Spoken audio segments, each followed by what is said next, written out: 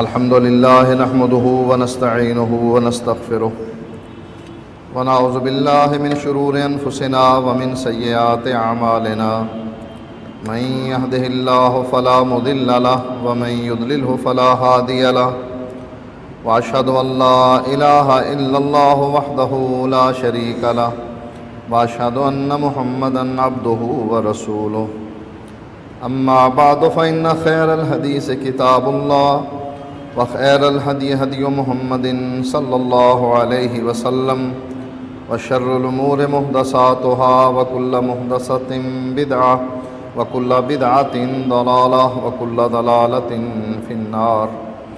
فأعوذ بالله السميع العليم من الشيطان الرجيم. بسم الله الرحمن الرحيم. كلا إذا بلغت التراقي وقيل من راق وظن أنه الفراق والتفت الساق بالساق إلى ربك يومئذ المساق.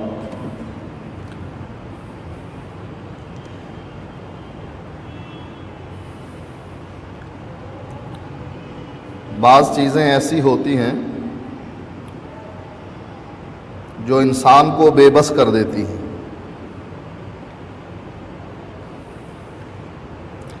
سائنس نے بڑی ترقی کر لی، انسان فضاؤں میں گھوم پھر رہا ہے. پرانے زمانے کا کوئی آدمی اگر اس دور میں آ جائے تو پاگل ہو جائے گا ہماری اس ترقی کو دیکھ کر. لیکن پھر بھی بعض معاملات ایسے ہوتے ہیں کہ جس کا جواب ان کے پاس نہیں ہوتا، جس سے پتہ لگتا ہے کہ کائنات کا کوئی خالق اور مالک علیحدہ ہے جو بے بس نہیں بے بس کر دیتا. انہی باتوں میں سے ایک بات روح کی ہے. مثلا ایک آدمی مر رہا ہے، اس کی جان نکل رہی ہے، وہ فوت ہو جاتا ہے. اب ڈاکٹروں سے کہو کہ فوت ہونے سے پہلے اس کا وزن کر لو اور فوت ہونے کے بعد اس کا وزن کر لو. آخر کیا چیز نکل گئی اس کے اندر سے جس کا کوئی وزن نہیں ہے؟ اس کا جواب کسی کے پاس بھی نہیں. یہودی یہی مشکل مسئلہ نبی اکرم صلی اللہ علیہ وآلہ وسلم کے پاس لائے تھے. کہنے لگے اگر آپ اللہ کے نبی ہیں تو روح کے بارے میں بتلائیے کہ روح کیا ہے. اللہ تعالیٰ نے آسمان سے وحی کر کے یہ جواب دیا، یسألونک عن الروح، اے نبی یہ آپ سے روح کے بارے میں پوچھتے ہیں کہ روح کیا ہے. قل الروح من امر ربی، اے نبی ان کو بتلا دے، بس یہی جواب کافی ہے کہ روح اللہ کا حکم ہے، اللہ کا امر ہے. اس کے بارے میں تمہیں علم ہی نہیں دیا گیا. یہ ایک ایسا پیچیدہ مسئلہ ہے، مشکل مسئلہ ہے جو حل ہونے کے قابل نہیں، تمہاری سمجھ سے بالا تر ہے. یہ تو اللہ کے نبی نے اس وقت جواب دیا تھا جب سائنس ابتدائی دور میں تھی. اب تو کہتے ہیں کہ سائنس نے اتنی ترقی کر لی کہ سب کچھ اس کے سامنے ہے. اللہ کے نبی نے اس کا جواب دیا، قل الروح من امر ربی، اللہ کا حکم ہے روح، بس. اس کے بارے میں تمہیں علم بہت کم دیا گیا ہے، لہذا اس کے بارے میں سوال نہ کرو. چلو اس دور کے لوگوں کو علم نہیں دیا گیا، سائنس نے اب ہمیں کون سا ایسا علم دیا ہے جس کے ذریعے سے ہم روح کے بارے میں کچھ جان لیں. اللہ تعالیٰ نے مختلف موقعوں پر اس روح کا تذکرہ کیا ہے. فرمایا کلا اذا بلغت التراقی، جب یہ روح ہنسلیوں میں آ کر پھنس جاتی ہے، وہاں تک پہنچ جاتی ہے۔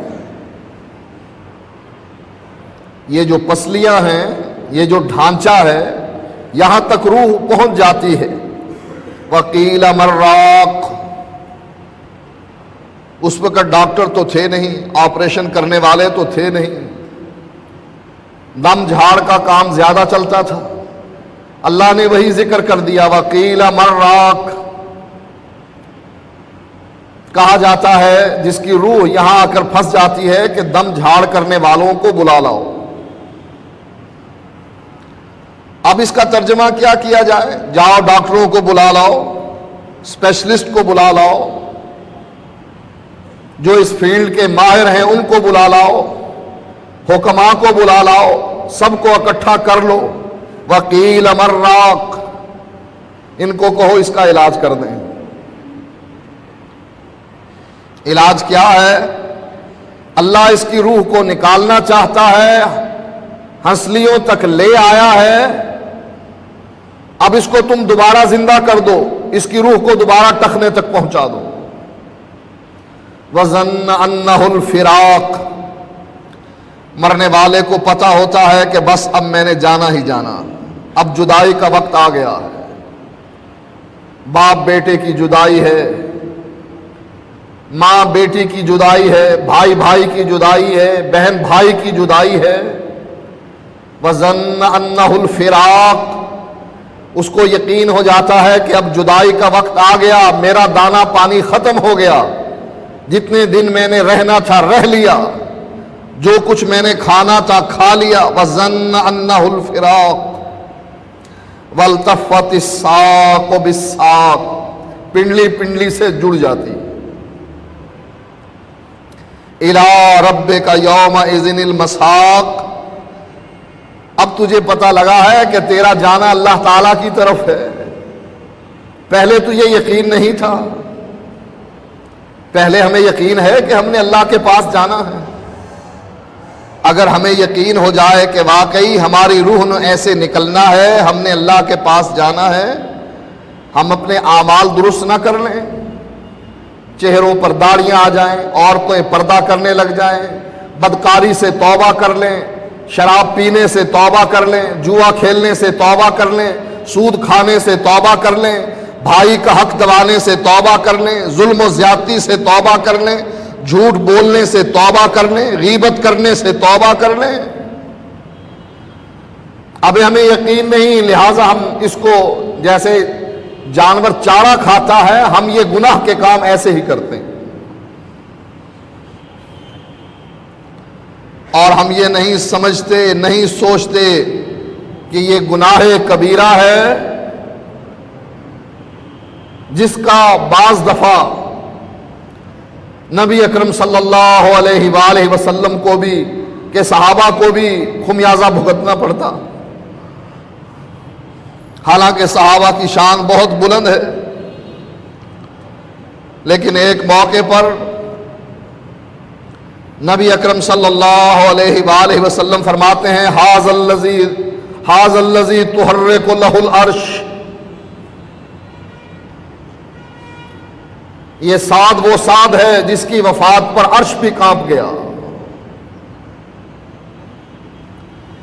اللہ نے زمین پر 70,000 فرشتوں کو اس کی جنازہ پڑھنے کے لیے بھیجا۔ فرشتوں نے سعد کے جنازے کو اٹھایا، کندھا دیا، لیکن جب حضرت سعد کو زمین میں قبر میں دفن کیا گیا، زمین نے حضرت سعد کو بھینچ لیا۔ نبی اکرم صلی اللہ علیہ وآلہ وسلم وہاں موجود تھے،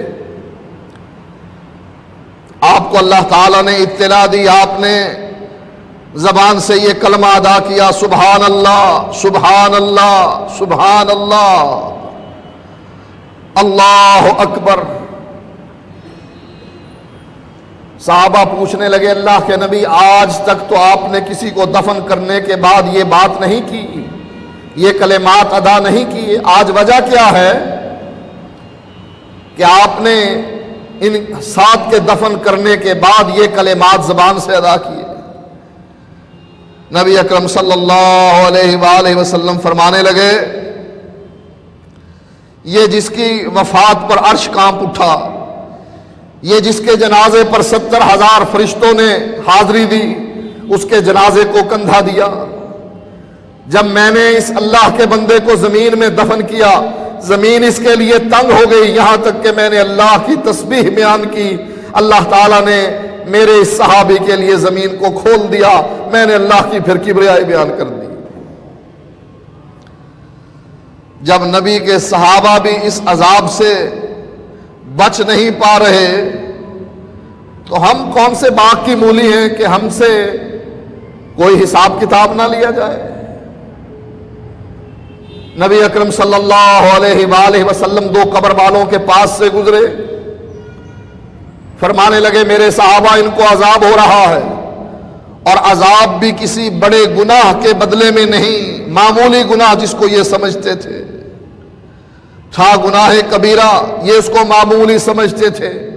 ان میں سے ایک شخص تو وہ تھا جو پیشاب کے قطروں سے نہ بچتا تھا، اور دوسرا شخص وہ تھا جو لوگوں کی غیبت کیا کرتا تھا۔ ان دونوں گناہوں کی وجہ سے اللہ تعالیٰ ان کو قبر میں عذاب دے رہا۔ ہمیں ابھی کوئی ڈر نہیں لگتا، ہمیں پرواہ نہیں ہے، ہمیں اس بات کا یقین نہیں ہے کہ ہم الی ربک یومئذ المساق، جب موقع ایسا آ جاتا ہے پھر رب کی طرف چلنے کا پروگرام ہے، جانے کا پروگرام ہے، روکنے والے روکنا چاہیں رک نہ سکے۔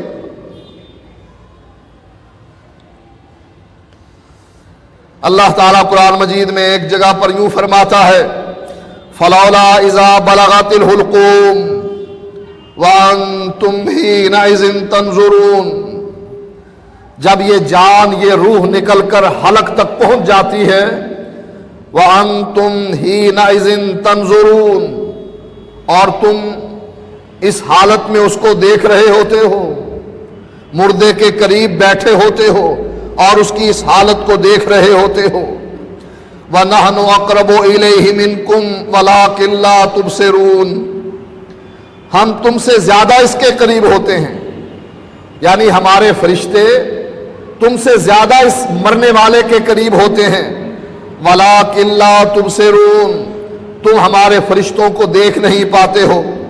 فَلَوْلَا إِن كُنتُمْ غَيْرَ مَدِينِينَ، یہ بتلاؤ کہ اگر واقعی تم کسی کے زیر فرمان نہیں ہو، ترجعونہا ان کنتم صادقین، یہ روح جو اس کے حلق میں آ کر پھنس گئی ہے، آواز سینے سے آ رہی ہے، یہ روح جو اس کے حلق میں پھنس گئی ہے، اس کو واپس اس کے ٹخنوں تک پہنچا دو۔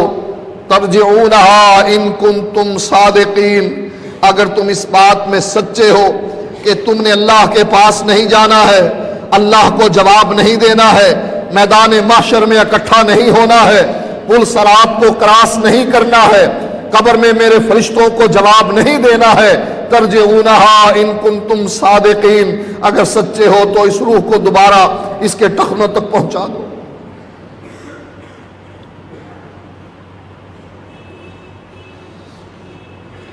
یہ بنی ہوئی بہترین کوٹھیاں، یہ بنے ہوئے بہترین فیکٹریاں، یہ ہمارے عیش و عشرت کے سامان، یہ ہمارے گھر بار اور کاروبار، یہ کس بات پر دلالت کرتے ہیں؟ اللہ سے ہمارا تعلق عارضی سا ہے، مستقل نہیں ہے۔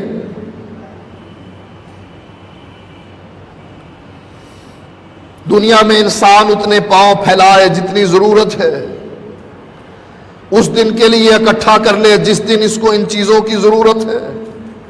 اب لوگ اللہ کا گھر بناتے ہیں، روپیہ اکٹھا کر کے گھر بناتے ہیں، لیکن آدمی اپنا گھر اپنے پیسے سے بناتا ہے، مسجد میں دینے کا وقت آتا ہے تو معمولی رقم دے دیتا ہے، اپنا گھر بنانے کا وقت آتا ہے بے دریغ لٹا دیتا ہے، اپنے بیٹے کی شادی بیاہ کرنا ہوتا ہے بے دریغ خرچ کر دیتا ہے، اسراف سے کام لیتا ہے، فضول خرچی کرتا ہے۔